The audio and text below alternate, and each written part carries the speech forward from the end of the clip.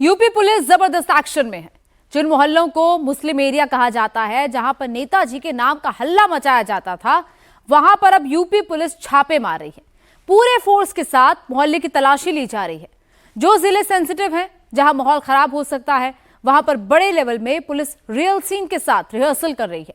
जो नेता सोच रहे हैं संभल के नाम पर योगी सरकार और यूपी पुलिस पर प्रेशर बना लेंगे, उनको ये रिपोर्ट आज जरूर देखनी चाहिए। संभल के सांसद जियाउर रहमान बर्क के घर से 500 मीटर दूर तमंचा मिला,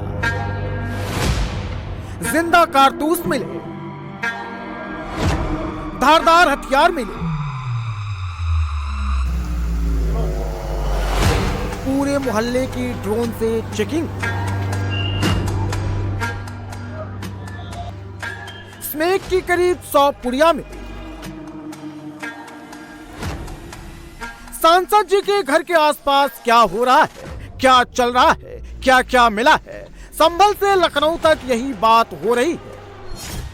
संभल के सांसद जियाउर रहमान बर्क नखासा थाना क्षेत्र के दीपा सराय में रहते हैं और पुलिस का एक्शन इसी दीपा सराय में हुआ है, वो भी बर्क के घर से 500 मीटर की दूरी पर।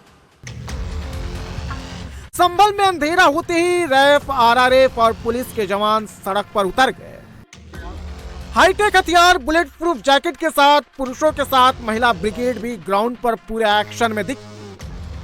संभल के SP Krishna Kumar Bishnoi, additional SP शीश चंद्र, सीओ अनुज चौधरी को मोर्चा संभालना पड़ा।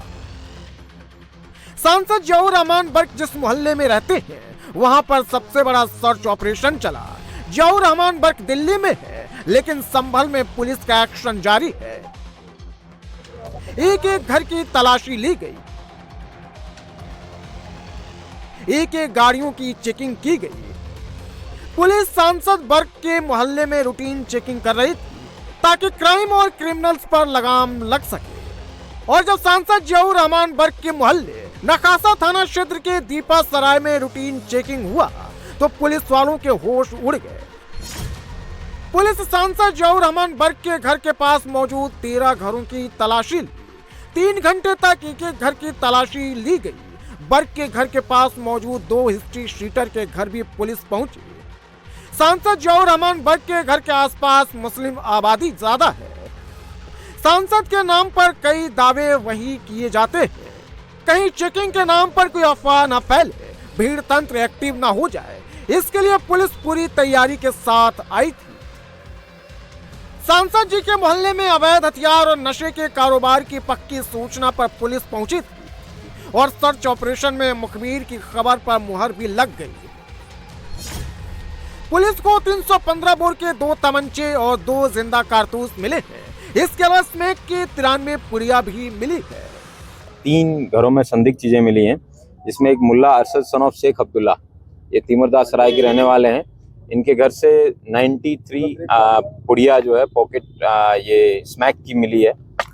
उसको प्रॉपर प्रोसीजर में एक गजेटेड ऑफिसर की मौजूदगी में वो बरामद की गई है।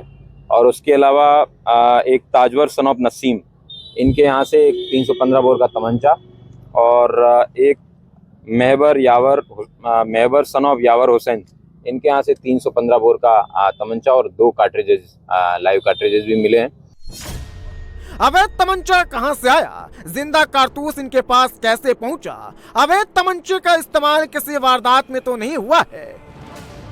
इसकी जांच के लिए पुलिस कई लोगों को हिरासत में लेकर पूछताछ कर रही है। सांसद जी के मोहल्ले से पूरे संभल में नशे की तस्करी हो रही थी। स्मैक की सप्लाई की जा रही थी। स्मैक की एक पुड़िया की कीमत 1500 रुपए बताई जा रही है और आरोप है कि 93 पुड़िया मिली है, जिसकी कीमत 1,40,000 के करीब बताई जा रही है। बर्क के मोहल्ले में सिर्फ घरों की तलाशी नहीं ली गई, बल्कि सड़क पर दौड़ रही गाड़ियों की भी रूटीन चेकिंग की गई। नखासा थाना क्षेत्र में एक एक गाड़ियों की चेकिंग हुई। इस दौरान जिले के बड़े अधिकारी भी मौजूद रहे। 30 से ज्यादा गाड़ियों के चालान काटे गए तो 4 गाड़ियों को पुलिस ने सीज कर दिया। सांसद जियाउर रहमान बर्क दिल्ली में है, लेकिन संभल में सोमवार को उनके मोहल्ले में जो हुआ, पूरी रिपोर्ट उन तक पहुंच गई। संभल में भी सांसद जियाउर रहमान बर्क मुस्लिम भीड़ का लीडर बनने आए थे। अब लीडर की फाइल खुल गई है। संभल में बर्क पर पहले से ही 2 केस दर्ज है। पहला केस संभल हिंसा का है जिसमें एफआईआर में उनका नाम है, तो दूसरा जियाउर रहमान बर्क पर संभल के ही अलीपुर गांव के रहने वाले डॉक्टर की अपनी गाड़ी से कुचलकर हत्या का आरोप है। अब उनके मोहल्ले में सर्च ऑपरेशन हुआ है। देखिए, भारतीय जनता पार्टी का लोकतंत्र में विश्वास नहीं है। भाजपा दमन की राजनीति कर रही है। जिस तरह से आदरणीय माता प्रसाद पांडे जी जो नेता प्रतिपक्ष है, नियमों के विपरीत बिना अनुमति के उनके विरुद्ध मुकदमा लिख दिया जाता है। संभल से समाजवादी पार्टी के सांसद बर्क साहब जो संभल हिंसा के दौरान संभल में भी मौजूद नहीं थे, उनके विरुद्ध मुकदमा लिख दिया जाता है। फिर कहीं एक्सीडेंट होता है, कहीं पे कोई चरस गांजा बरामद होती है, उसमें भी उनकी संलिप्तता दर्शा दी जाती है। समाजवादी पार्टी समझती भारतीय जनता पार्टी वो लोकसभा चुनावों में मिली हार से हताश और निराश है, इसलिए वो दमन की राजनीति कर रही है। लेकिन समाजवादी पार्टी वो मुकदमों से डरने वाले नहीं है, झुकने वाले नहीं है। हम जनता की आवाज को बुलंद करते रहेंगे। संभल में सर्वे के नाम पर जो हुआ वो अब कहीं दोबारा ना हो, इसकी पूरी तैयारी यूपी पुलिस कर रही है। ये तस्वीरें संभल से 37 किलोमीटर दूर मुरादाबाद की है। संभल में जो होता है उसका असर मुरादाबाद में जरूर पड़ता है और उस असर को बेअसर कैसे करना है उसे मुरादाबाद पुलिस दिखा भी रही है, समझा भी रही है। किसी भी दंगे की शुरुआत का पहला स्टेप पत्थरबाजी होती है। संभल में भी यही हुआ था। उसके बाद आगजनी हुई, गोली चली। यूपी पुलिस ऐसा सीन कहीं दोबारा नहीं होने देगी। इसका एक रिहर्सल मुरादाबाद में हुआ। एक तरफ पत्थरबाज है, सामने पुलिस, पूरा दंगे जैसा सीन क्रिएट किया गया है। पत्थरबाजी कैसे रोकी जाएगी, कैसे दंगाइयों को पहले 5 मिनट में भगाया जाएगा, कंट्रोल किया जाएगा, हर एक पॉइंट पर मंथन हुआ और ग्राउंड पर रिहर्सल। यह तैयारी यूपी पुलिस का मैसेज भी है। अगर दंगाइयों को लगता है कि उनको कोई बचा लेगा या हिंसा करके वो बच जाएंगे, तो उनको अब सोच बदलने की जरूरत है। यूपी पुलिस न दबेगी न दंगाइयों को छोड़ेगी। किसी ने माहौल खराब किया तो रिहर्सल एक्शन में तब्दील हो जाएगा। योगी सरकार संभल को ऐसी केस स्टडी बना रही है, ऐसा एग्जाम्पल सेट कर रही है। यूपी में कोई भी नेता दबंग बाहुबली दूसरा संभल खड़ा न कर सके। सर्वे के नाम पर संभल को दंगे की आग में झोंकने वालों के घर के दरवाजे पर अब पुलिस दस्तक देने लगी है। दंगाइयों के घरों पर ताला लटका हुआ है, दंगाई फरार है, लेकिन सवाल यह है कि कब तक बचेंगे। पुलिस अभी तक 39 दंगाइयों को जेल भेज चुकी है। 100 से ज्यादा दंगाइयों की तस्वीर सामने आ चुकी है। संभल में अब तक 39 उपद्रवी हैं, वो गिरफ्तार किए जा चुके हैं और अन्य की भी धरपकड़ जारी है। मैं उम्मीद करता हूं कि जल्दी पुलिस जो है जितने भी अपराधी हैं इसके अंदर जो संलिप्त रहे हैं, प्रकाश में आए हैं और जिनका नाम अभी जानना बाकी है, लेकिन चेहरे जिनके पुलिस को जानकारी है, उन सब की है गिरफ्तारी की जाएगी। दंगाई सीसीटीवी कैमरे में और पुलिस की ड्रोन में कैद हो चुके हैं। अब संभल पुलिस फरार चल रहे दंगाइयों की पोस्टर लगाने की तैयारी में है।